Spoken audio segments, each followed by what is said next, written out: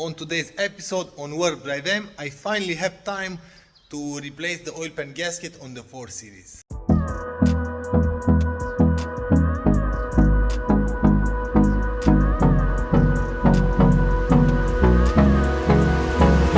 We have in here the oil pan gasket. This is the part number. This is for the N55 engine, but check everything with your car papers that is going to fit your car. Oh, see that? This is made in Hungary. Okay, we have the new bolts in here. This is the part number. You have to replace every time these bolts because they are aluminum, and you don't want to tighten these bolts 2 times. So first step, put the car on the lift.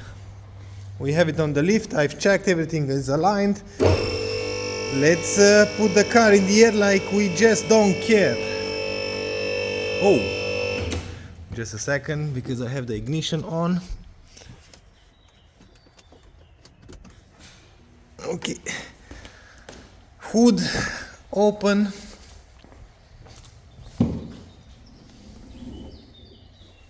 We have to remove the covers.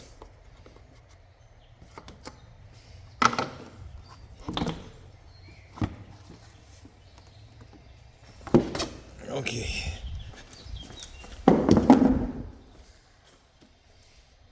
I like to leave the oil cap open in order the heat to dissipate faster.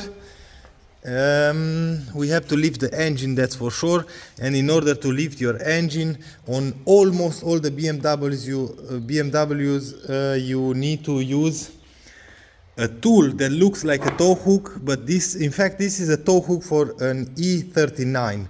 This is the tool in order to lift the engine. Do not use your tow hook. It's not going to fit in there. It's going to thread like one thread, and you can die, really. The engine will fall into your head and you can really die. So this is the tool for the BMW engines to lift the engine. So E39 tow hook, or search the tool for this. Now let's put the engine support in here and start disassembling the steering wheel column, engine support, engine mounts, and after that we have to release the control arms and subframe underneath. That's for sure. We are going to start by removing the oil because we need to remove the oil pan, so we are going to do an oil change as well.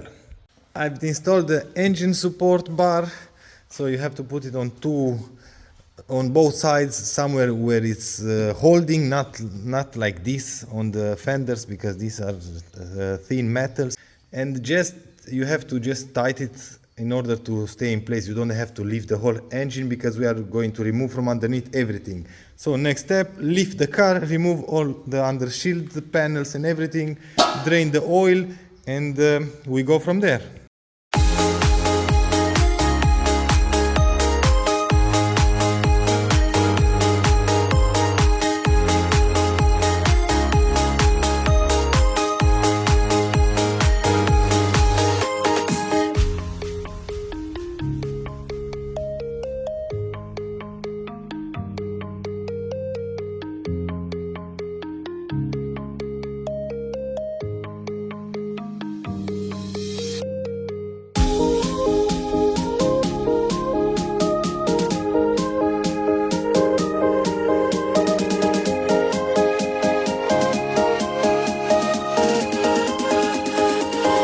I removed almost everything, so you need to remove the control arms. Basically you can remove it from here, it's way easier.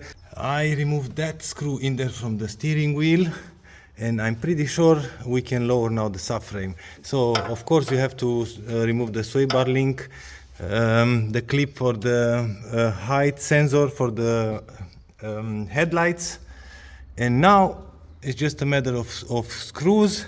Oh, and I removed in here this one on both sides, because this is the front support, front mount for the intercooler and the cooler for the water. Of course you have to remove the cables from the power steering wheel. You just have to let it hang in there. Now we are going to lift the car, put a jack underneath and remove the subframe. I think I removed all the screws and nuts and bolts from the subframe, and we can lower it.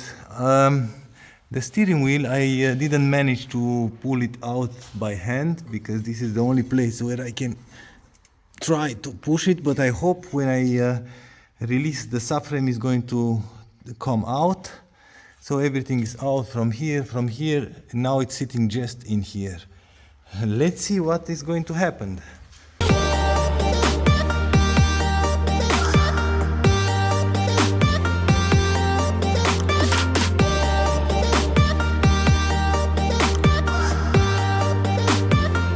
With the subframe removed, we have fully access to the oil pan, and you can clearly see that it's leaking. So anyway, now I'm removing everything that is bolted to the oil pan. I took the plug out from the oil sensor. You have two E8, one in here and another one in here, that are holding the cooler lines for the gearbox. It's kind of tricky to remove this because the screw is really tight in there between two plastic tabs, one in here, one on top, and you have to spread these plastic tabs in order to put a tool in there. Okay, that's done, and maybe we have to remove the engine mount or engine support in order to have access to these three screws, and we can lower the oil pan.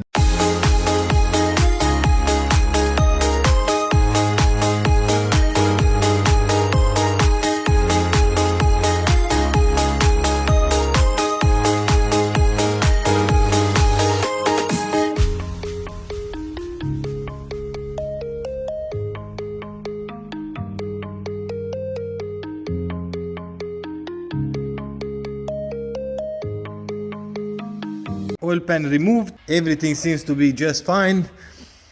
In here the engine block and everything looks okay. I just have to wipe clean everything, put a new gasket, and it's done. A lot of work, to be honest. A lot of other manufacturers have this oil pan gasket. Way easier job than BMWs, that's for sure. I'm going to try to clean somehow the engine block because this dirt is coming in the oil pan, or I hope I can clean everything first and after that put everything back together. So give me a few minutes to clean everything, prepare everything, and put everything back.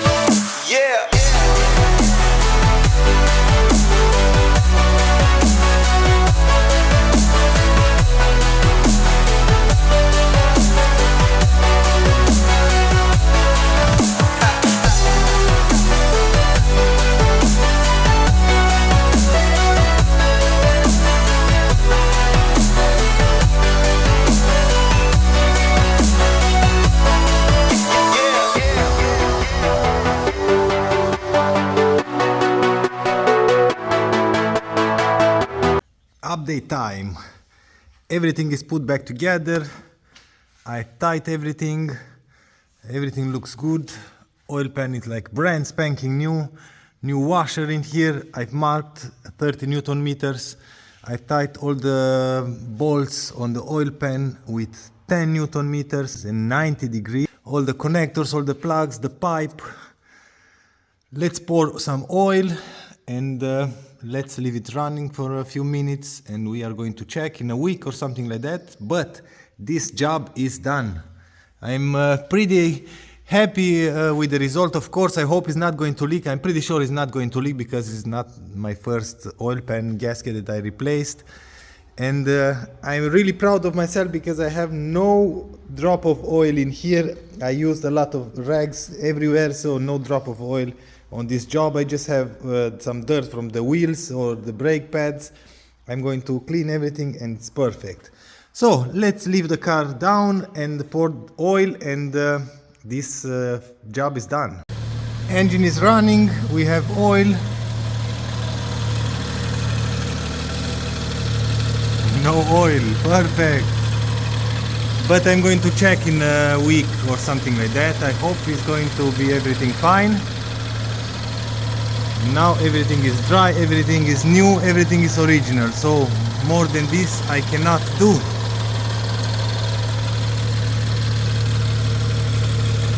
Not bad. This is how it should look like with 100,000 kilometers. Really, it should be dry completely. Yep, job done. The oil leak is fixed. Everything is fine, everything is as should be. I hope you enjoyed this episode. If you want to see more progress on this car, join me for the next episode. If you like this episode, please give me a thumbs up. If you don't like the video, as usual, thumbs down. Until next time, see you later.